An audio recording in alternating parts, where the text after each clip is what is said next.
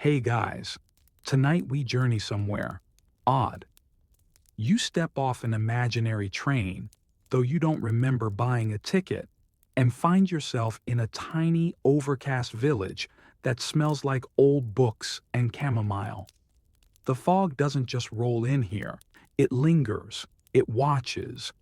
You notice right away that your thoughts feel lighter, like they might drift off on their own if you're not careful. Welcome to Fogmere, the only place in the world where you're legally required to request permission before you dream. The streets are cobbled and slightly damp, even though it hasn't rained. Every house has the same pale blue shutters and flower boxes full of lavender. The air is unnaturally still. No birds, no wind, just the sound of your own cautious footsteps. And above every doorway, engraved into the wooden trim in curling old letters, is the same phrase: dreams are privileges, not rights. You pause. Excuse me? That's when you feel it. The soft weight of local law brushing against your consciousness. It's not a suggestion, it's enforced. You probably won't survive this if you're the kind of person who drifts into lucid dreams or has an overactive imagination, because here, even sleep has rules, and breaking them gets complicated. So, before you get comfortable, take a moment to like the video and subscribe, but only if you genuinely enjoy what I do here.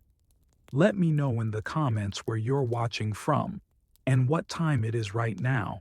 You're going to want to remember that moment, because once we enter Fogmere, time gets a little weird. Now, dim the lights, maybe turn on a fan for that soft background hum, and let's ease into tonight's journey together. You step into the village square, expecting shops or people, maybe a park bench to sit and collect yourself. But it's empty, just a worn sundial and a single sleeping cat curled beneath it. No chatter, no motion. Even the cat is too still. A hand lands gently on your shoulder. You turn. It's a woman with silver braids and a quilted shawl. She nods toward the east-facing lane. "They're expecting you at the office," she whispers. Then she's gone. No directions. No smile. Just that phrase, the one they all say here. They're expecting you. You follow the road where the fog gets thicker. Something about the cobblestones makes it feel like you're walking through someone else's memory. At every step, you pass lanterns mounted on crooked poles, each one flickering gently, humming low lullabies that seem to sync with your breathing. You begin to wonder, how many people actually live here? Why does it feel like the houses are watching you, like their shutters are eyelids slowly blinking?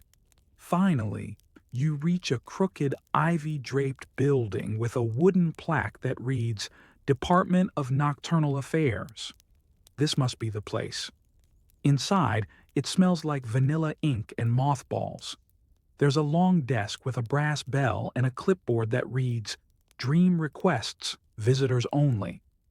Please specify dream type: mild, vivid, surreal, allegorical, or unfiltered.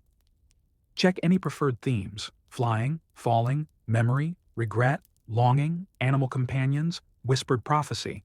Signature required. You blink. This is not optional.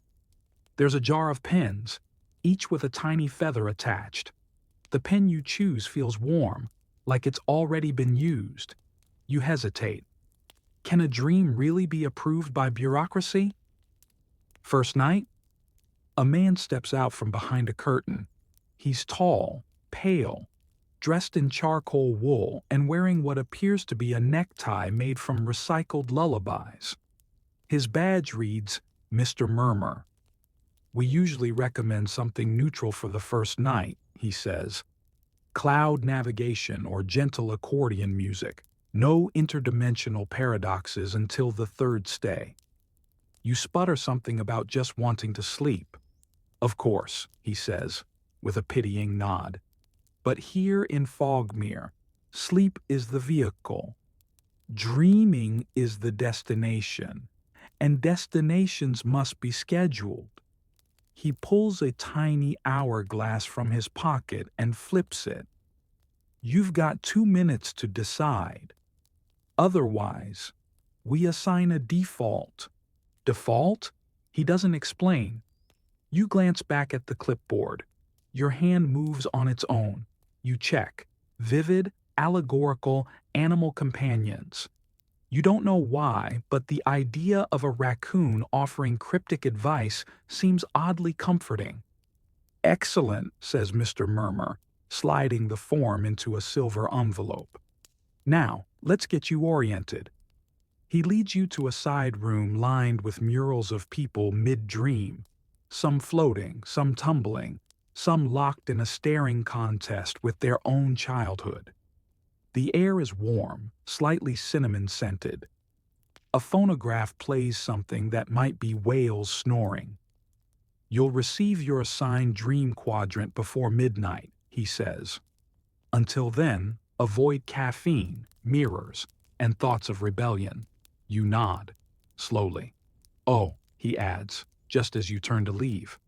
And no napping before dusk. Unauthorized REM incurs inspection. You step back outside and find the cat is now sitting upright.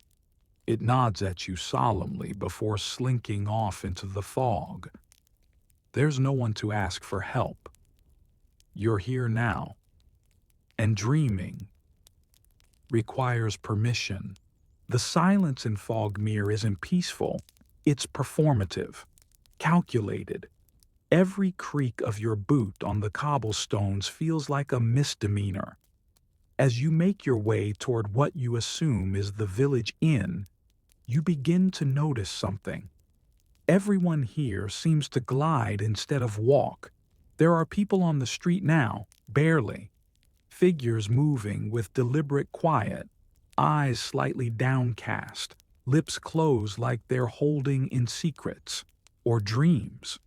Children play without laughter. A boy bounces a ball in slow motion, while a girl braids blades of grass in perfect silence. A teenager leans against a lamppost reading a book titled Lucid Crimes and Misdreaminors. They don't say hello. They don't say anything. A wooden sign above a slanted brick building reads, The Sleepy Sentinel Inn, established 1824, refurbished 1902, sanitized 1977. You push open the door, a soft bell rings. But no one reacts. Inside, the lobby is dim, paneled in sleepy woods. Yew, ash, something called moonpine.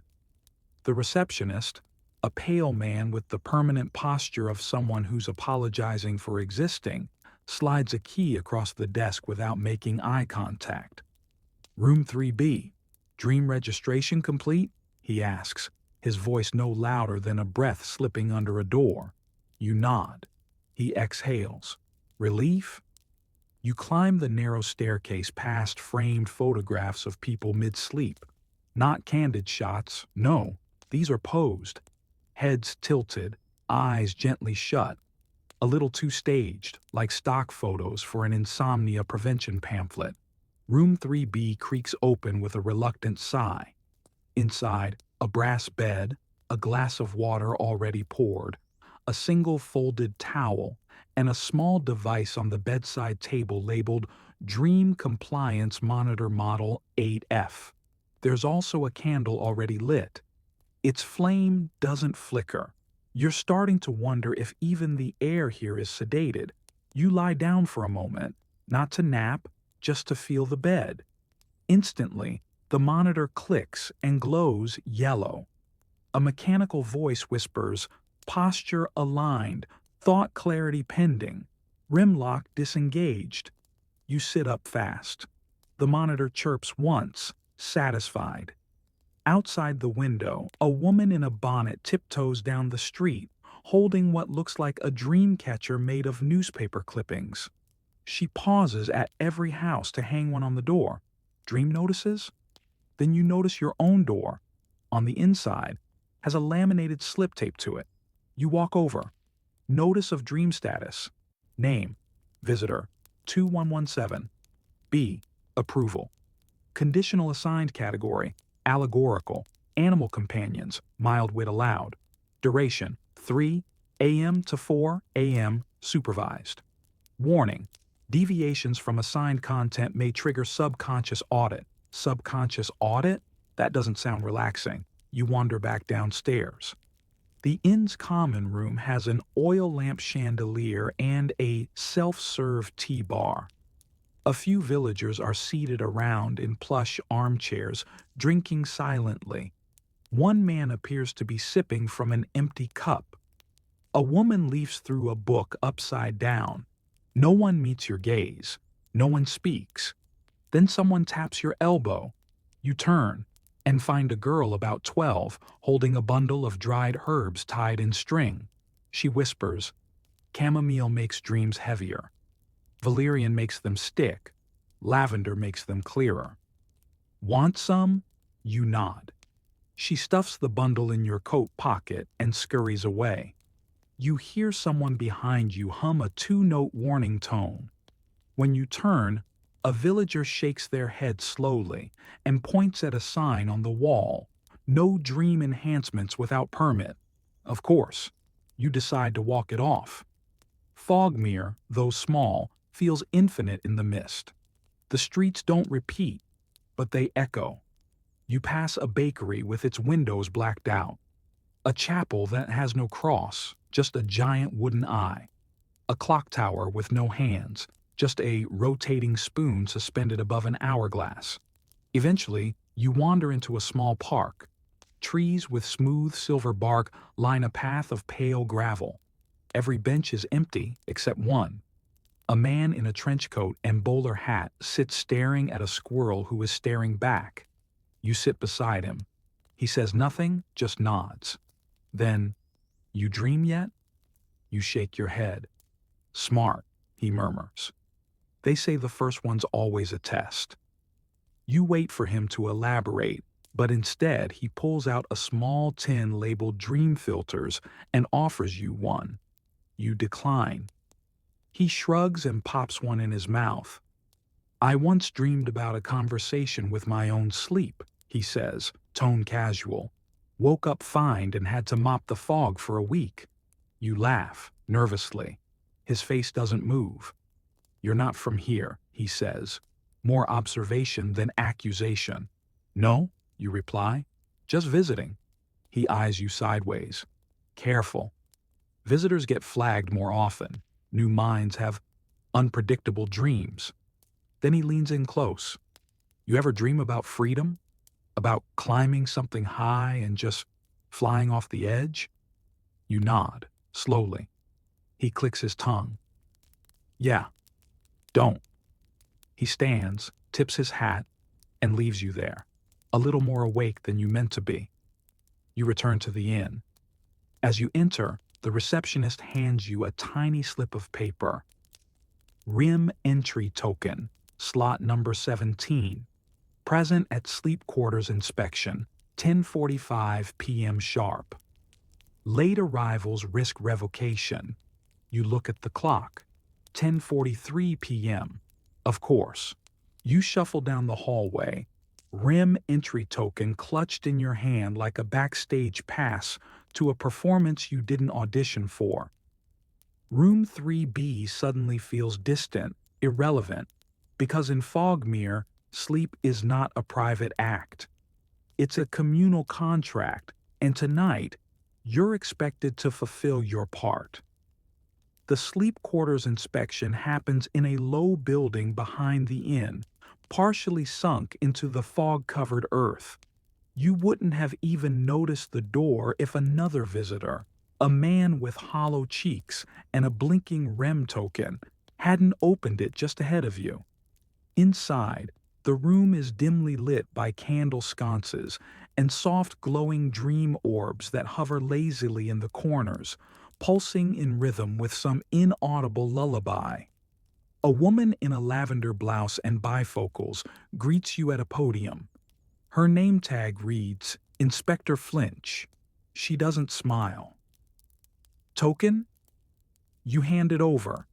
She holds it up to the candlelight like she's checking for forgeries, then nods toward a row of numbered cots, each with a clipboard at its foot. Slot number 17 is yours. The cot is unnervingly perfect. Tightly tucked sheets, a single pillow, and a folded nightgown that somehow matches your size and aesthetic. You sit. The clipboard reads, Sleep Preparedness Report. Visitor, 2117. B Posture Assessment. Pending. Mental noise level, mildly disruptive dream. Type, allegorical, animal-focused compliance. Rank, C+, acceptable, but monitor for flare.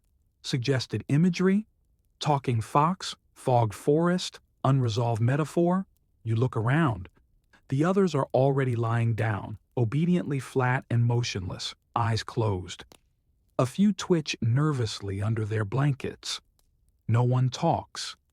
Inspector Flinch walks through the rows like a librarian monitoring a final exam.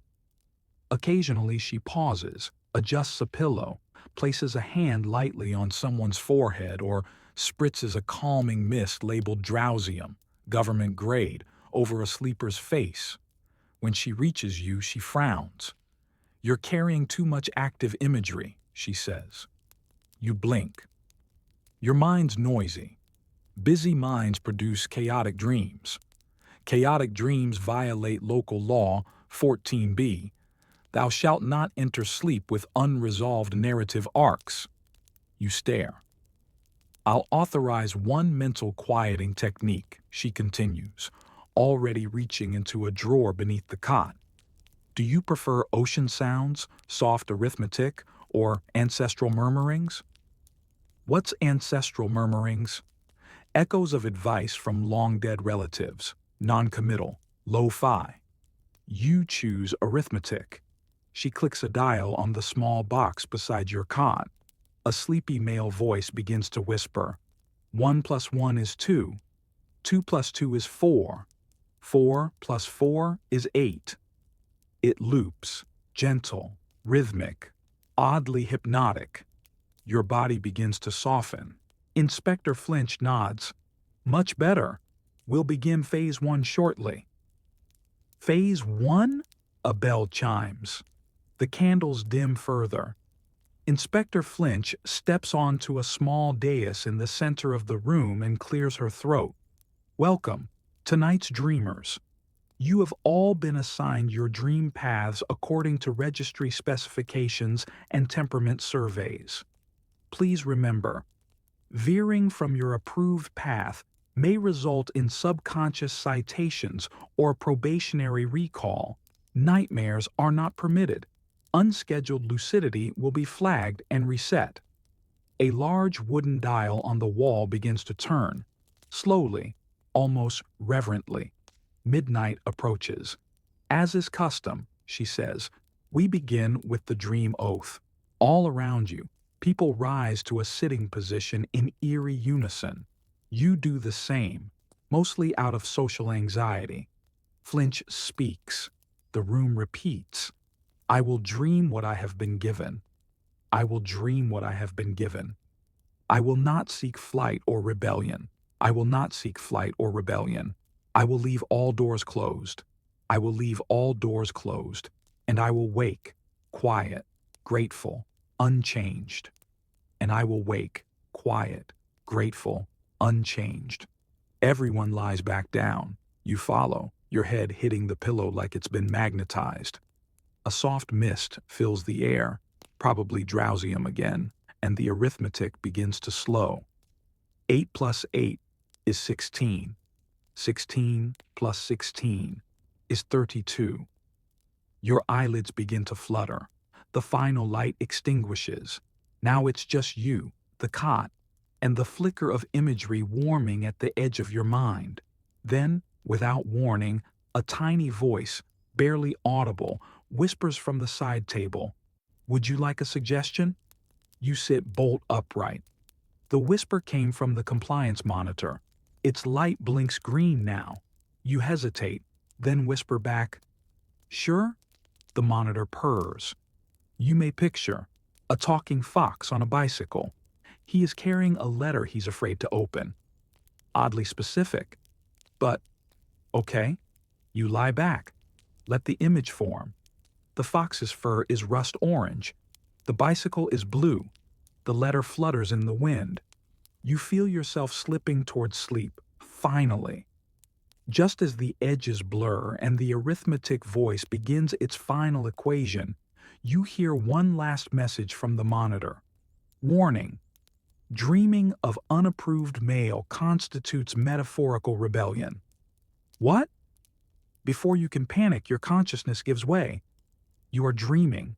A forest of whispering trees. A fox in a vest.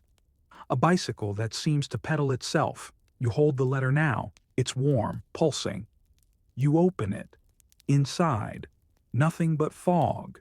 You wake. Inspector Flinch stands over you, clipboard in hand. She says nothing, just checks a box. The dream is logged. You sit up slowly, unsure whether you're still dreaming. Inspector Flinch has already moved on to the next cot, and the room is back to its default state, hushed, still, humming slightly with that same sleepy arithmetic on low volume. The compliance monitor at your bedside clicks once, then spits out a tiny paper strip. You read, "Dream Report, Visitor, 2117, B Theme, Allegorical, Animal-Focused Trajectory, Mostly Compliant Deviation, Unauthorized Opening of Metaphorical Letter Emotional Tone. Pensive with traces of rebellion. Action, first warning issued, monitored status pending." You tuck the paper into your coat pocket. As you do, you catch a glance from across the room, a woman in a striped nightdress already sitting up. Her compliance monitor flashes orange, and she looks rattled. You exchange the briefest of looks, solidarity, or maybe shared confusion. Then it's over. Everyone files out of the sleep quarters like dream-dazed students leaving a surreal exam. The fog outside has thickened, curling around lampposts like it's listening. You head back toward the inn, groggy but alert, when a small boy walking backwards taps your arm and murmurs, "Careful what you wish in pictures."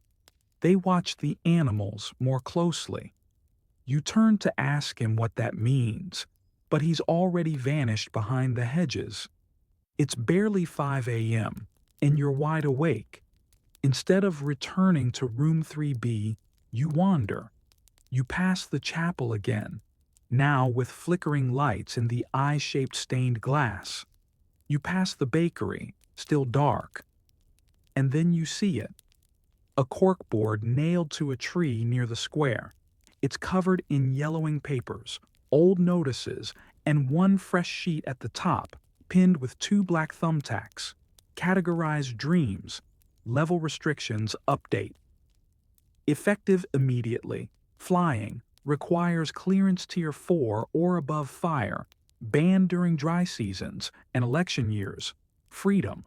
Allowed only in poetic format. Max 14 lines doors. No more than 2 per dream, must remain closed. Falling, encouraged, safe release of tension. Water, prohibited during sleep cycles 3 and 4 speech, permitted only in proverbs or animal riddles. You stare. They've categorized everything, even the abstract stuff, even speech. Your mind drifts to the talking fox again. Was his letter a violation? A test?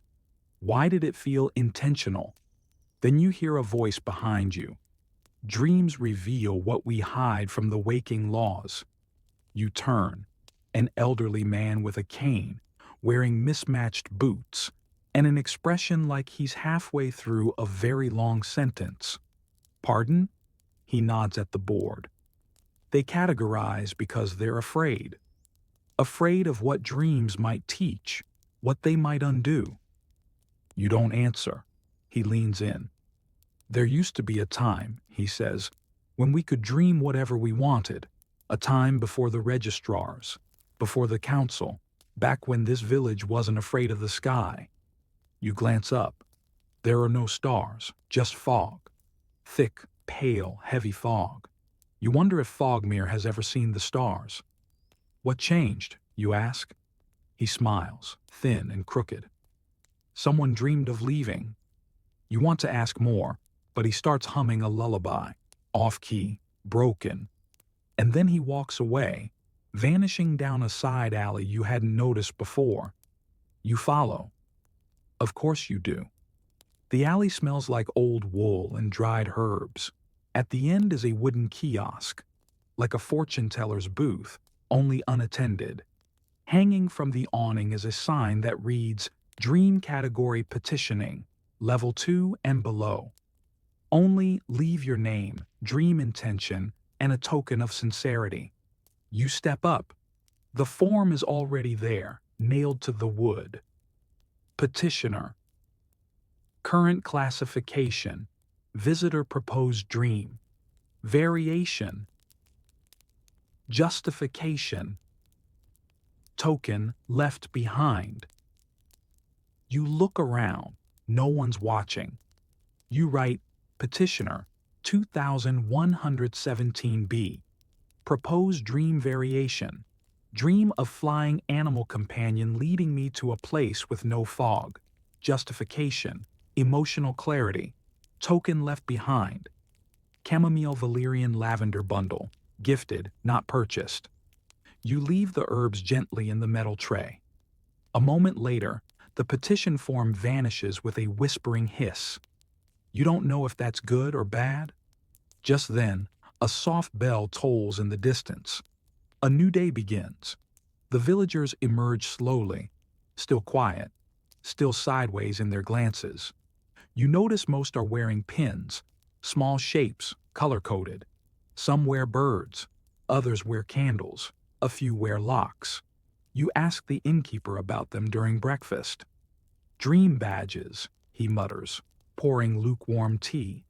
Issued weekly, indicate category compliance and emotional resonance. Don't ask what they mean unless you want a seminar. You stare at your plain collar. No badge. You've been here less than 24 hours, and already you're at risk of drawing attention just by existing. You sip the tea. It tastes like sleep trying to apologize. You finish the cup and step outside. The boy with the backwards walk is sitting on the edge of the fountain, peeling an orange in perfect spirals. You're dreaming wrong, he says. You sigh. How do I dream right? He shrugs. You ask first. And he points behind you. A building you didn't notice before now stands directly across the street. Slate roof, thin spire, tall, ominous sign, Office of Dream Authorization Appeals. You're beginning to understand just how many layers this village has. And it's only your second day. You don't plan to walk into the Office of Dream Authorization Appeals. You really don't. But then again, you didn't plan to arrive in Fogmere either, or to be assigned a talking fox with metaphor anxiety, or to nearly violate interdimensional law by opening an allegorical envelope. So really, what's one more bad idea? The building seems taller from the inside. It's lit by gas lamps that smell faintly of rosemary and wet parchment. The walls are lined with filing cabinets stacked all the way to the arched ceiling, each one humming faintly, like they're dreaming too. You stand there awkwardly until a man in a robe covered in tiny ticking clocks appears behind a desk made entirely of cushions. Name? He asks without looking up. Visitor 2117B? He nods. Appeal type? I want to adjust a dream, maybe. He finally looks up. Spontaneous variation? Unassigned imagery? Unscheduled metaphor? Be specific. You blink. I Dreamed of a fox giving me a letter. He frowns. Did you open it? You nod. He slams a velvet bell. A small door opens behind the filing cabinets. A woman enters, tall, severe, dressed like a librarian in mourning. This one opened the symbol, the man says, gesturing to you like you're a misfiled document, requesting remedial classification. She sighs like she's dealt with too many amateurs today. Follow me. You do. She leads you into a side corridor, narrow, softly lit, and padded on all sides with crushed velvet. The door closes behind you with a sound that feels final. You violated Category 2B, allegorical containment, she says. You accessed an unregulated internal narrative without prior contextual authorization. Do you understand the gravity of this? You shake your head. I just wanted to know what the fox was afraid of. She tilts her head, intrigued for just a second. You're not from here, she says. No, you admit. But I think I'm starting to see what this place is afraid of. She narrows her eyes. And what's that? Meaning. There's a long silence. Then, surprisingly, she smiles. You might be educable. She hands you a folder labeled Sleep Quarters Reinspection, Level 2 Probation. You'll need to prepare for tonight's audit, she says. But first, your quarters will be inspected, and your mental readiness will be recalibrated. You don't know whether to be flattered or horrified. You're escorted back to the inn, this time by a different figure. A tall man wearing a jacket covered in moon phases, each slowly cycling as he walks. He doesn't speak, just holds the door open for you and points to the stairs. When you reach room 3B, the door is already ajar. Inside, your room has changed. The furniture is arranged slightly differently. The pillow is gone. The candle now burns lavender blue. On the bedside table sits a clipboard. Pre-sleep inspection. Checklist. Mental activity, not higher than level 3, subconscious. Loitering, cleared. Dream contraband, removed. Herbal bundle confiscated. REM trajectory, calibrated posture. Harmony, verified eye flutter frequency. Within range, you groan. Just then, a knock. You open the door to find two women in uniforms that say Dream Patrol, Compliance Division, standing stiffly with clipboards. One has a measuring tape. The other carries a dream tuning fork. We'll need to calibrate your subconscious, says the taller one. You don't resist. What would be the point? They scan your head, tap your knees, ask you to imagine a blue duck reading poetry to a mirror. You do. They nod. Acceptable, one says, though the mirror was unapproved. You almost ask how they knew the mirror was there. You decide against it. Then comes the posture test.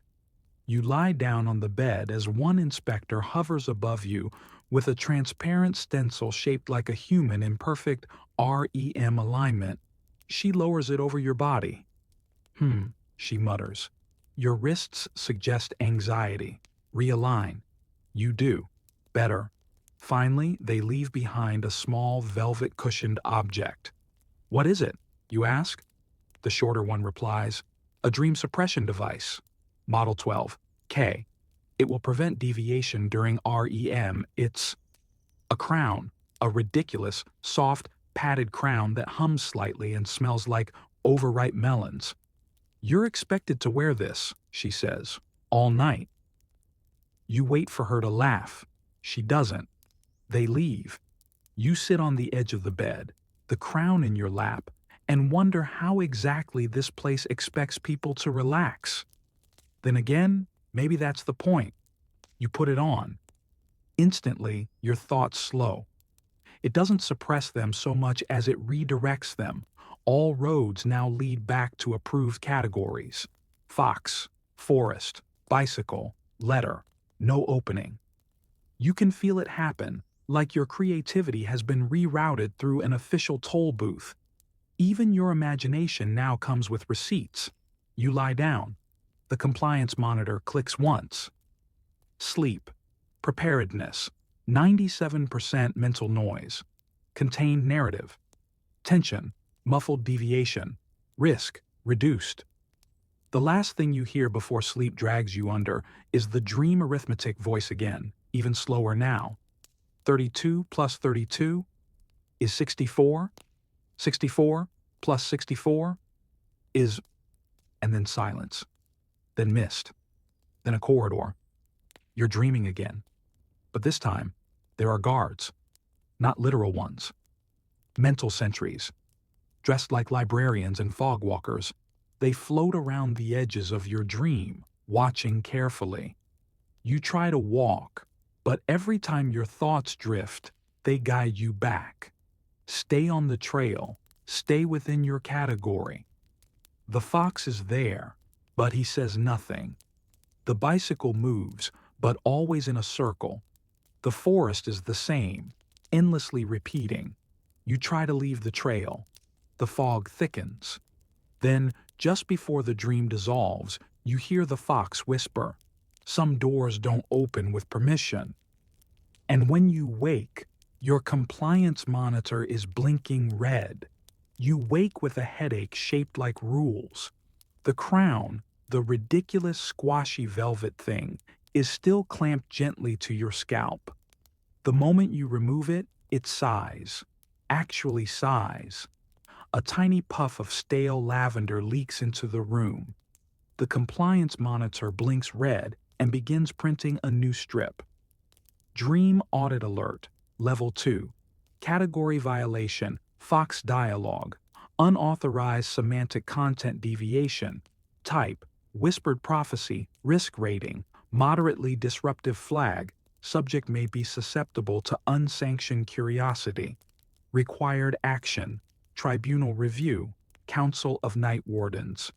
You don't know what a night warden is, but you're about to find out. There's a knock. This time it's not a tap-tap of polite inquiry. It's the kind of knock that means you don't get a choice. You open the door. 3 people stand there. None are smiling. One wears a monocle. One wears gloves that look like they're stitched from fog. The third is the same boy who handed you the herbal bundle your first night, only now he wears a badge that says Junior Night Warden, in training, and carries a clipboard almost as big as he is. You are summoned, the monocle one says. Immediately, says the fog glove one. We'll escort you, adds the child cheerfully. You don't resist. Honestly, you're just relieved you're not still dreaming. The streets are somehow quieter than usual, if that's possible. People part as you pass, not in fear, more in weary expectation, like they've seen this before, like they know how this goes. You're led past the chapel with the blinking eye, past the bakery, which now smells like regret and cinnamon, past a square you haven't seen before, dominated by an enormous statue of a woman sleeping upright in a throne, eyes closed, one hand clutching a scroll titled Acceptable Imagery Volume 1 The Council. Chambers are located beneath the old clock tower. A spiral staircase of soft steps leads down into the stone, a winding descent through walls that absorb sound like they're hungry for it. At the bottom, a circular room lined with dark wooden chairs, 12 of them. 11 are filled. Each night warden wears the same robe, navy blue, embroidered with symbols, keys, doors, feathers, locks, and one recurring motif you now recognize, the fox. The 12th chair is empty. Sit, says the tallest night warden, gesturing to a single wooden chair in the center. No cushion. You do. The tribunal begins immediately. Night Warden Ash begins the questioning. You dreamed outside your category. Yes. You received unauthorized metaphorical insight. I think so. You attempted symbolic escape. The fox said, "The fox," interrupts another night warden loom, "has been retired from public dreaming for 2 years. His inclusion was not scheduled." Do you know what that implies? No? That your subconscious accessed archival imagery. You stare. So, I'm dreaming things I shouldn't know exist? Murmurs ripple through the chamber. That's dangerous, says Night Warden Gristle. Or, adds Night Warden Pale, it's revelatory. More murmurs. Then the chairperson, Night Warden Vellum, raises her hand for silence. We must determine intent, she says. Was this dream a rebellion? A signal? Or simple internal noise? The question isn't for you. It's for your dream. A door opens behind the tribunal, and he walks in. The fox, real as breath, if a dream can be real. His fur is brighter here, almost golden. He wears a tie. He walks upright, holding a tiny notebook. He sits in the empty chair, the 12th chair. Name? Asks Night Warden Vellum. The fox clears his throat. Fox. A few council members flinch, not because of the name, but because it speaks. Purpose of appearance? To deliver a message, Fox says. To whom? To the visitor, and to those listening now. Silence.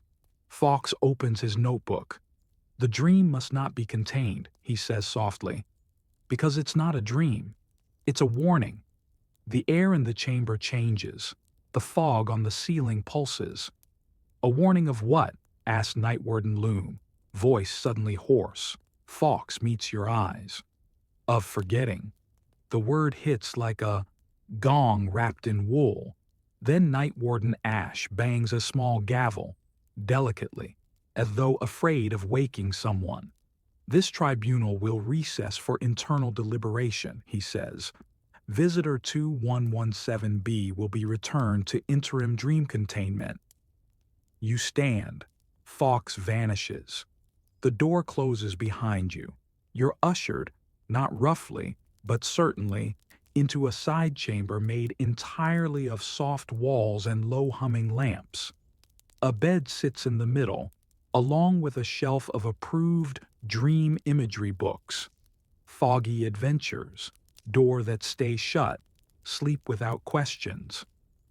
The child night warden offers you a glass of grayish liquid. Drink this, he says. It'll keep you compliant. You don't drink it. Instead, you lie down, close your eyes, and whisper, Fox. No one hears you, but the dream does. You fall into sleep faster than expected, perhaps from exhaustion, perhaps from fear. And in the dream, Fox is there again. He doesn't speak. He hands you another letter. You don't open it.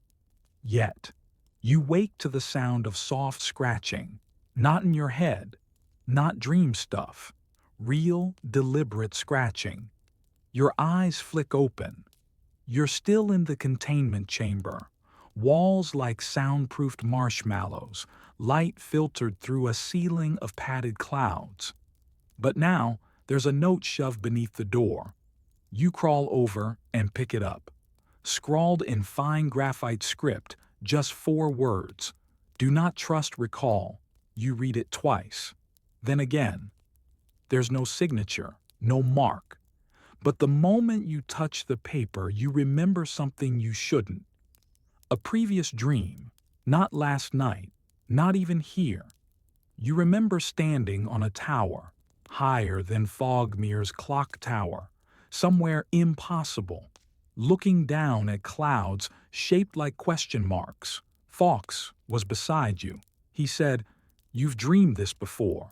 They took it away." You had forgotten that dream, until now. Someone, or something, wants your dreams to be gone, sanitized, rewritten.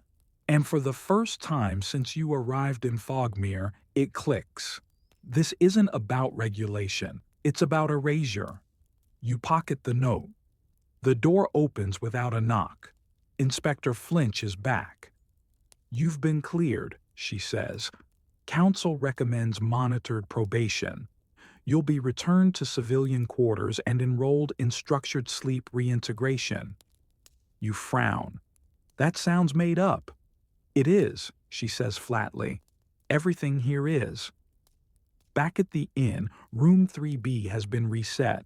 Fresh sheets, a different nightgown, one with your compliance rank embroidered on the collar. C. The crown is gone, but in its place is a small gray band labeled Dream Compliance Coil, Model 9R. It looks like a sleep mask crossed with a mood ring. You put it on, and the world dims slightly, like your thoughts now walk through tinted glass.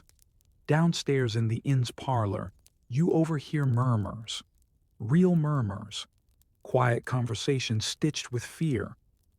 He dreamed a meadow. 3 doors, all open. They reset her.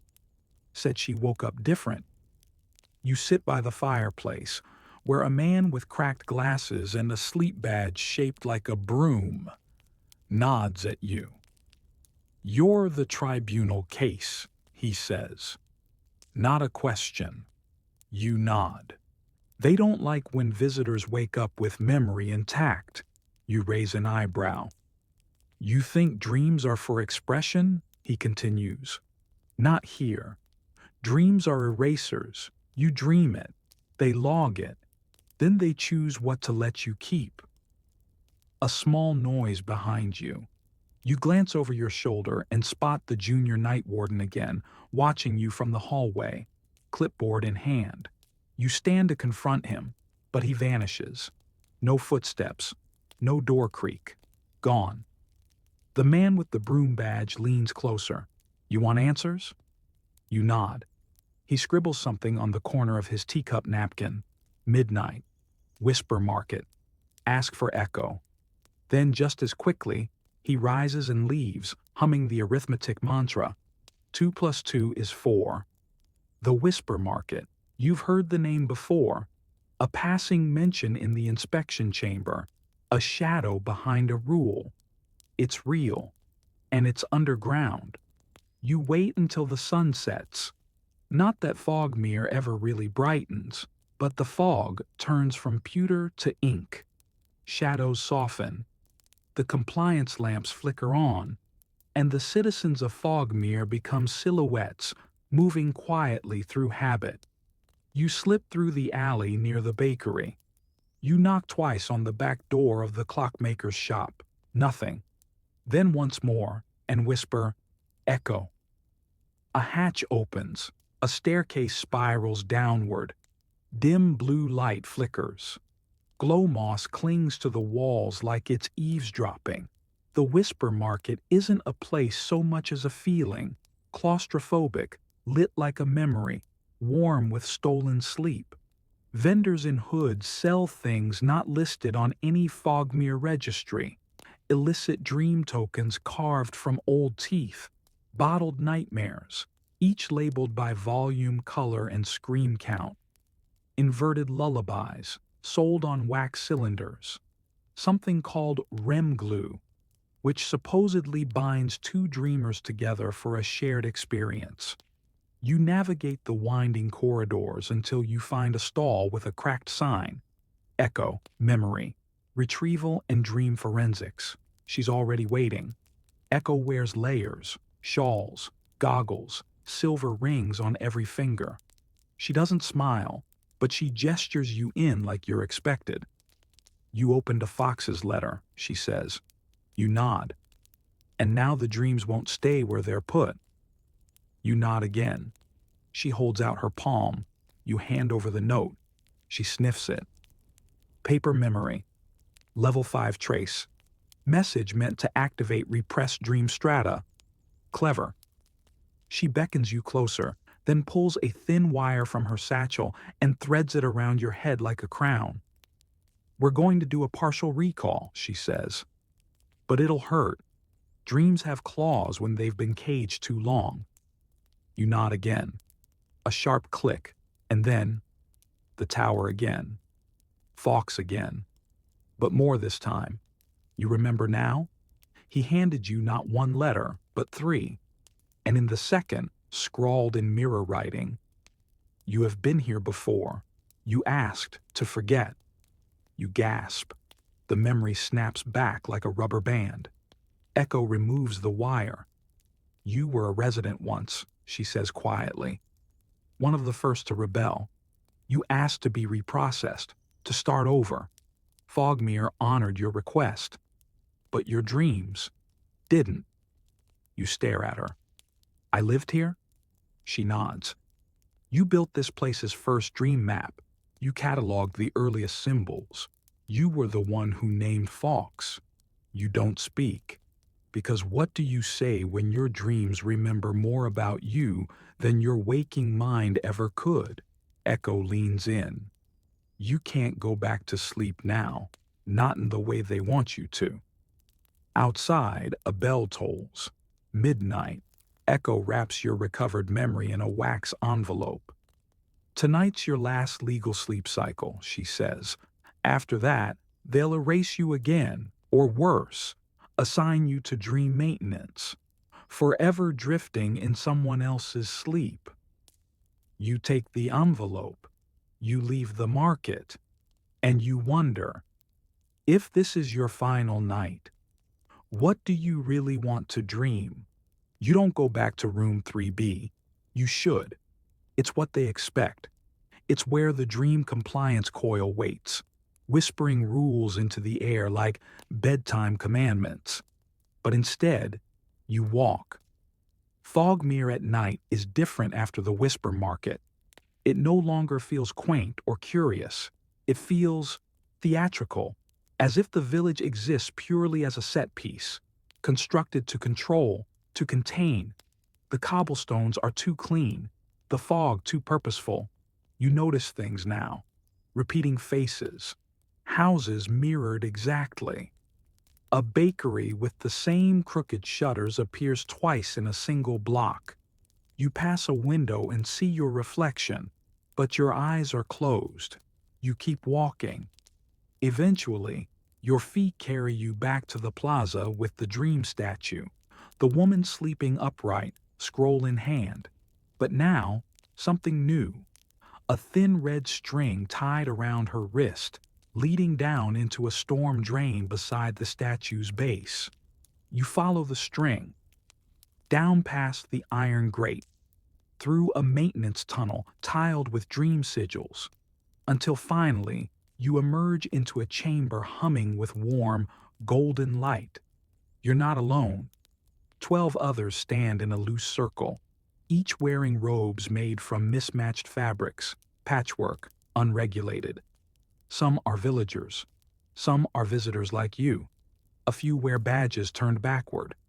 At the center stands a woman. Not Echo, not a night warden. She wears no symbols, only a robe sewn from what looks like the pages of confiscated dreams. "I am the Sleepless," she says. The others nod. You stand still, uncertain. "We've all woken up," she continues, "but they won't let us stay that way. We remember dreams they tried to erase, dreams of doors that open, skies that aren't fogged, and selves that aren't edited." She gestures for you to join the circle. You do. Someone hands you a small metal object. It looks like a key, but it's jagged, unfinished. "That's your dream," the Sleepless says. "The part they couldn't file away." You hold the key tight. Another member steps forward, a woman you recognize from the inspection chamber. Her dream badge is missing. "I used to dream of the ocean," she says, "but Fogmere banned water during Sleep Cycle 3. Said it made minds drift too far. I haven't seen the ocean since until last night." The group nods again. Another man speaks. "I dreamed of a bird flying backward. They called it contradictory and made me swallow forget milk, but I can still feel its wings behind my thoughts." Then all eyes turn to you. You take a breath. "I dreamed of a fox," you say. "He gave me a letter. It said I'd been here before, that I asked to forget. No one flinches. The sleepless only nods. Then you're almost ready. Ready for what? You ask. To dream freely, she says. Tonight, you'll bypass the assigned quadrant. No registry, no counsel. But if they catch you, they'll call it dream theft. You blink. Can you steal a dream if it's your own? They think so. A small laugh ripples through the group. Dry, ironic, but warm. The sleepless hands you a vial. Inside, glowing blue liquid. It glimmers like memory. This is Reclaimer, she says. A blend of neural tethering, REM disruptors, and a drop of foxblood ink.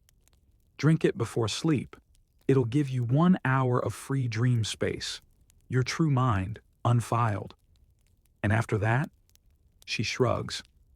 Either you wake up free, or you don't wake up in Fogmere. You pocket the vial. Everyone begins to disperse, vanishing into doorways and tunnels. You follow one back to the surface and find yourself, somehow, directly outside room 3B. Of course. Inside, the room hasn't changed. The pillow looks innocent. The compliance coil hums faintly from the nightstand. You sit on the bed and stare at the vial. Then, slowly, deliberately, you do not put on the coil. You drink the Reclaimer. It tastes like old ink and sugarless tea. Your body sinks, your mind attaches, and you dream. Not in the sanctioned way, not within categories. You're soaring, weightless, as the fog tears open like old wallpaper. Below, Fogmere, shrinking. Above, stars, finally free to burn. You land in a memory, but not your own. A library full of books with blank covers. Fox waits, perched on a high shelf, tail flicking. You're not supposed to be here, he says. Neither are you, you reply. He grins. Then let's begin. He hops down, leads you to a table with a single document, the original dream registry, the first law of Fogmere, the first lie. You open it, and you remember everything. You built the registry, not for control, but for protection. Years ago, when the waking world tried to weaponize dreams, you came here to preserve them. You asked to forget, to prevent compromise. But they took your silence as permission to rewrite the rules. Fogmere wasn't built to contain dreams. It was built to shelter them. You look up. Fawkes nods. You have a choice now. The dream begins to collapse. A siren, distant, then louder. Somewhere, the council has noticed your absence. Wake up, Fawkes says, and don't go back to sleep. Your eyes fly open. Room 3B, still dark, but the compliance coil is melted. The monitor blinks system failure, and someone is pounding at the door. The pounding continues. Not a polite knock this time. This is the urgent kind, the sound of protocol unraveling, of rules clawing to stay intact. You don't answer. You open the window instead. Fogmere's air has changed. The fog still clings to the streets, but there's motion within it now. Figures running, shouts muffled behind protocol-approved silence. You see 2 night wardens sprinting across the plaza, their robes flaring like wounded wings. They're not chasing anyone. They're chasing you. You slip out the window.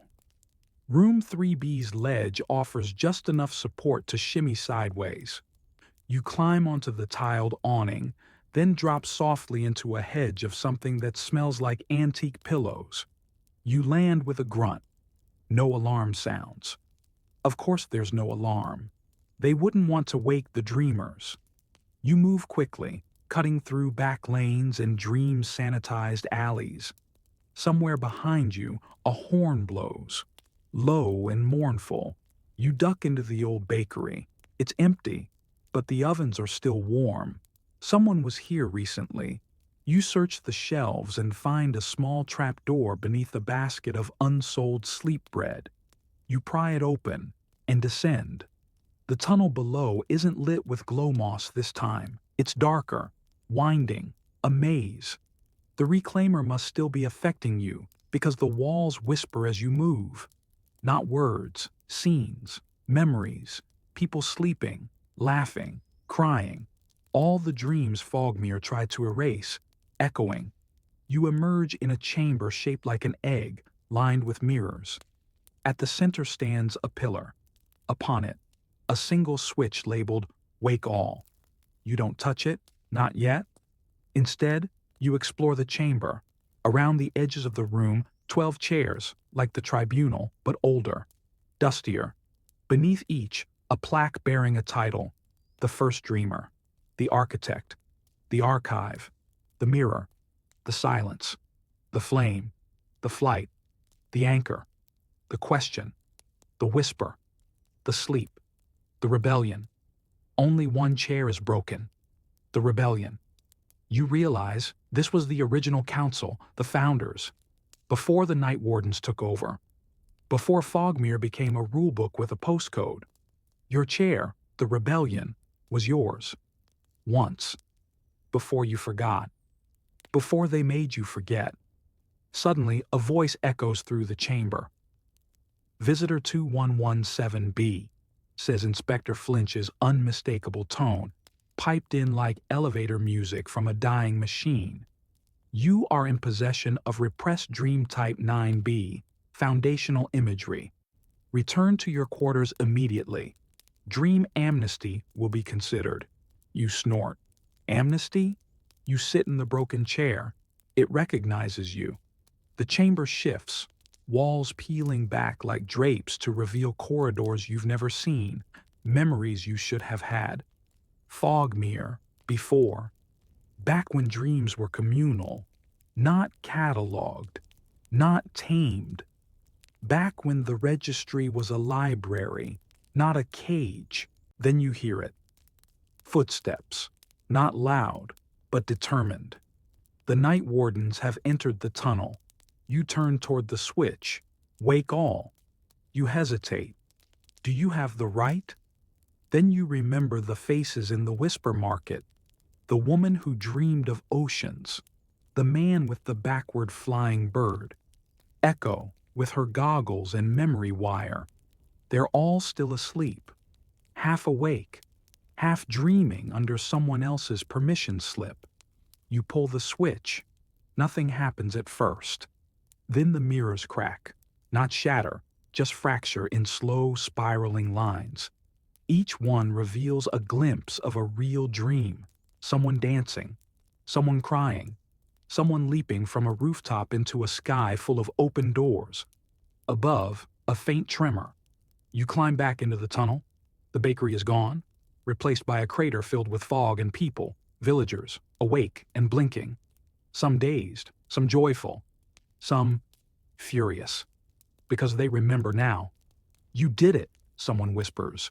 You nod. Then sirens, louder, mechanical. Fogmere's control system is reacting.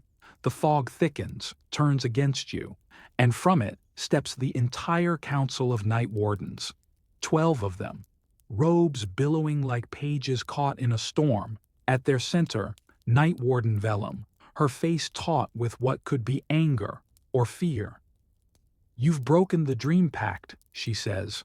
No, you reply. I've broken the eraser. Behind you, people are waking.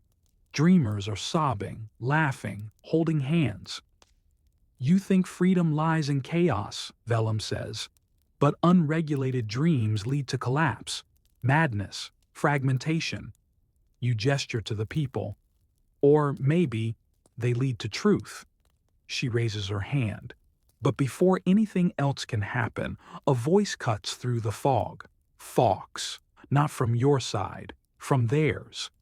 He steps out of the council circle, tail twitching, eyes burning like torches. I told them this day would come, he says. That dreams can't be domesticated forever. He turns to Vellum. I resign, he says. Foxes don't resign, she hisses. I just did. The crowd gasps. Fox walks over to you, puts something in your hand. A second key, identical to yours, but whole. The second part, he says, to open what's next. Then he vanishes again. Of course he does. You turn to the crowd. They're all watching, waiting. You look down at the twin keys and realize Fogmere was never meant to be a prison. It was supposed to be a doorway. Now, with both keys, you just have to find it. You don't ask where the door is, because you already know. The fox never showed you where to go, only how to remember.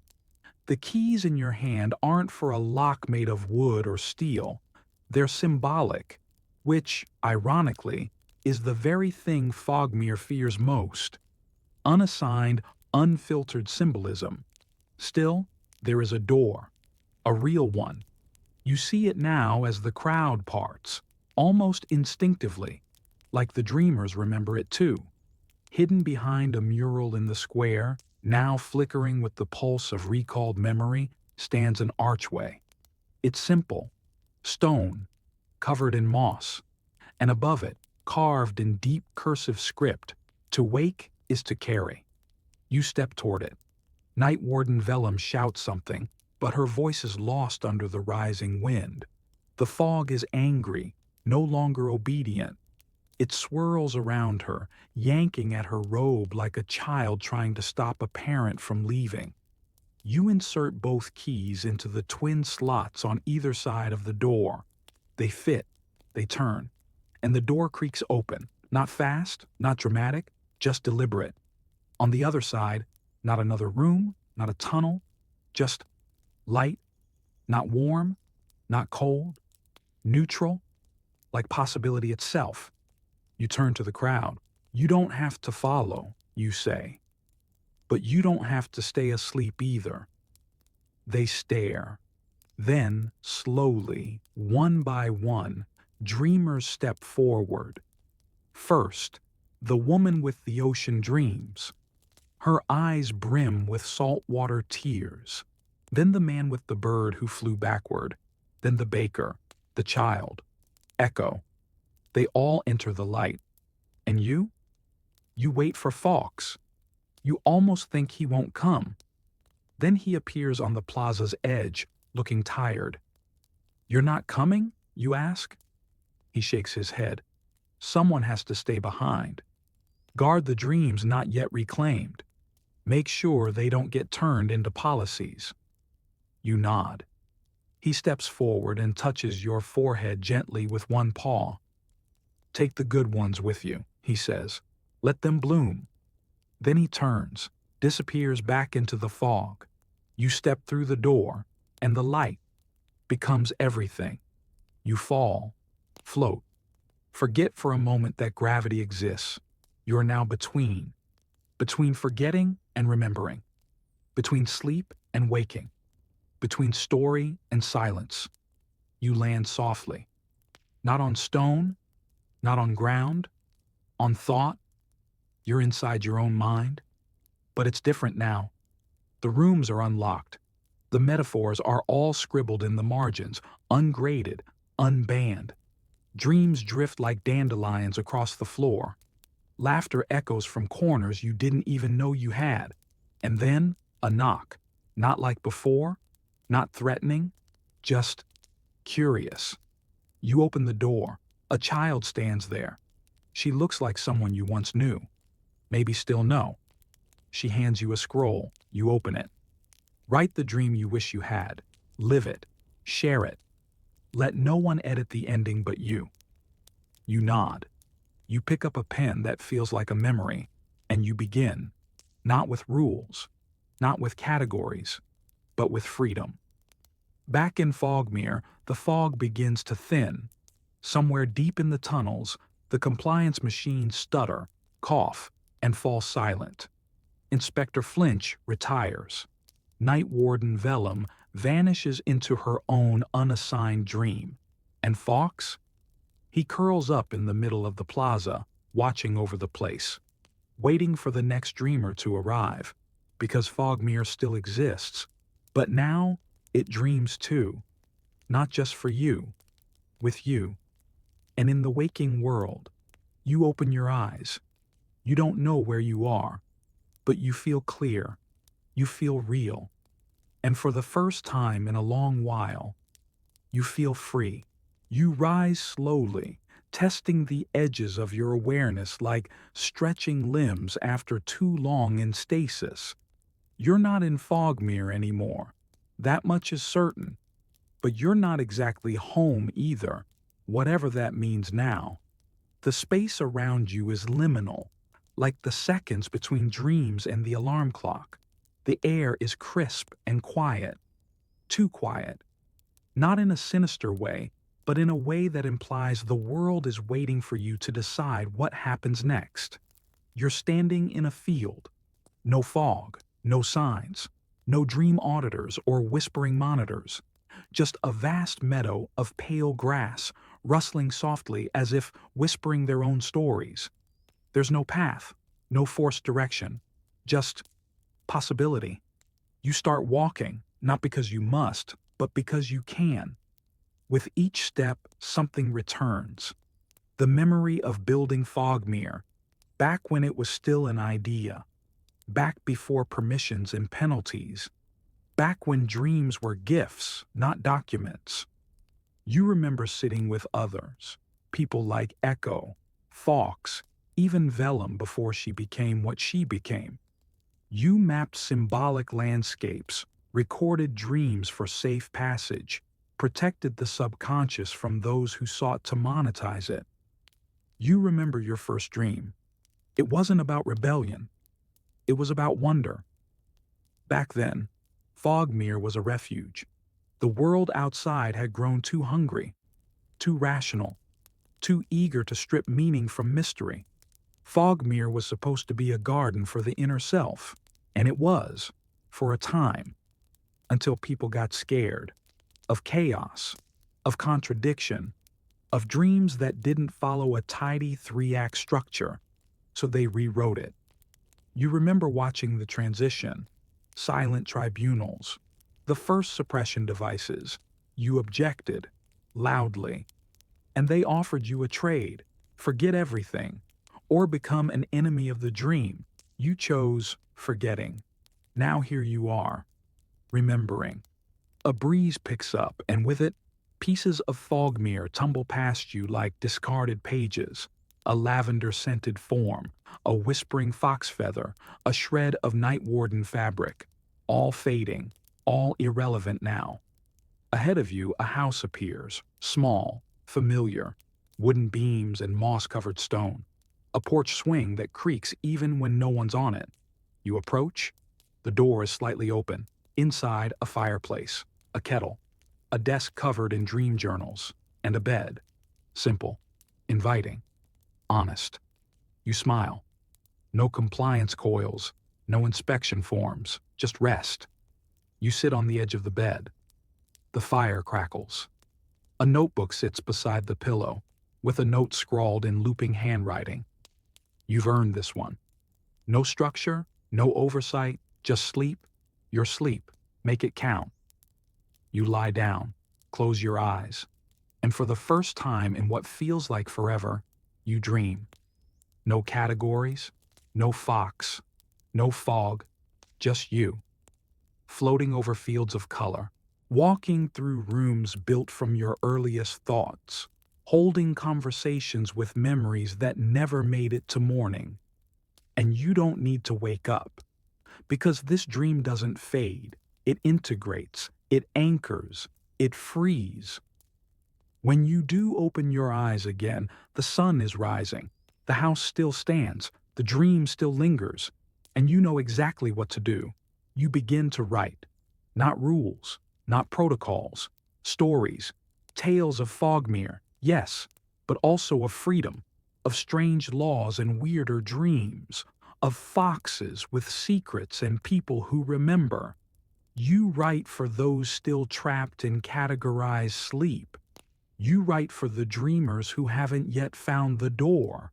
You write for yourself, And with each word, you dismantle the architecture of control, brick by brick, clause by clause. Somewhere, Fogmere still ticks, but its pages are loosening. Its fog is lifting because you woke up and you took the dream with you. You keep writing, not because someone told you to, not because it's part of a dream therapy regimen or a post-tribunal reintegration protocol. You write because something within you needs to, because the only way to keep the dream from being taken again is to tell it before they do. The house, the field, this quiet space between sleeping and waking, it becomes your sanctuary. The pages fill up. Stories spill out. Strange ones, beautiful ones, some too weird to explain. The dream of the walking bakery, the whispering mirrors, the door made of thought. They come out of you like they've been waiting centuries. And as you write, something begins to change. Not just in you, in the world. People start to visit. At first, it's just a woman with sleepy eyes and a notebook of her own. She knocks gently. You let her in. She reads one of your pages and nods. Then a boy with fog-stained shoes appears. Then Echo, smiling faintly. Then the baker. Then a fox, not Fox, but another, a younger one. She curls up by the fireplace without a word. They don't ask for permission to dream. They already are. Some of them stay. Some leave and promise to bring others. Your house becomes a way station for the newly awake. You build shelves. You plant a garden made of metaphors. You brew dream tea that tastes like closure. You teach people how to hold a dream without crushing it under interpretation. And one day, someone brings news. Fogmere's changed. You look up. The traveler, wind-blown and wide-eyed, explains. The night wardens dissolve themselves. The sleep registry has gone blank. Inspector Flinch became a poet. Fox teaches children to imagine landscapes and not apologize. The fog is still there, but now it plays instead of patrols. People dream of oceans again, and they remember. You listen. You smile. You say, "Good." Then, that night, alone again, you return to your own dream. You lie down on the soft bed, now worn in the way memories get worn, not faded, just familiar. You don't fear what you'll see. You don't brace for inspection. You simply drift into a field where doors float above the grass like kites, where Fox waves from a cloud made of feathers, where the people you helped find their dreams build cities from thought and bridges from sleep. And you realize it was never just about one village, one story, one person waking up. It's about the slow, quiet rebellion of remembering who you are, even when they write over it, even when they categorize you, even when they hand you a crown and call it protection. Dreams cannot be domesticated. They can be paused, caged, cataloged, but never truly erased, because somewhere, someone always remembers. Someone wakes up with the shape of a bird in their chest, or the echo of a fox's whisper in their ear. Someone dares to open the letter, and you're not the last, just the first to write it down, so that others might follow, so that sleep might become a bridge instead of a wall. And when the next dreamer finds Fogmere, they'll see not a prison, but a path. You've made it.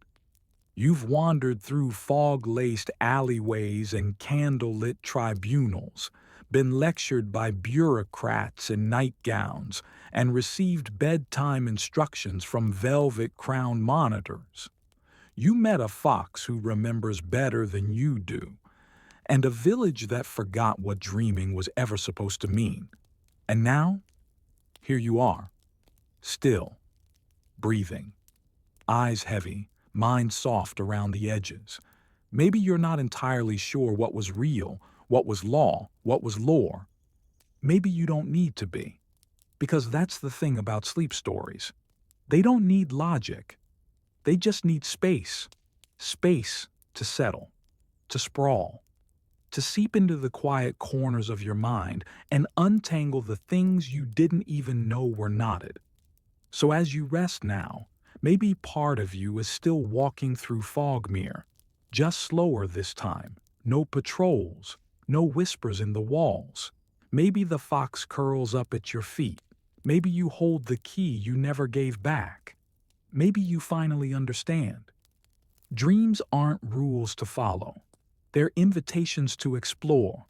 You've earned your place in that wide, wordless field, beyond the law, beyond the fog.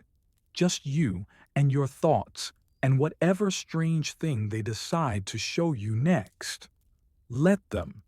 You're safe here. Now sleep. And if you see a door in your dreams tonight, go ahead, open it. End of script. Sweet dreams.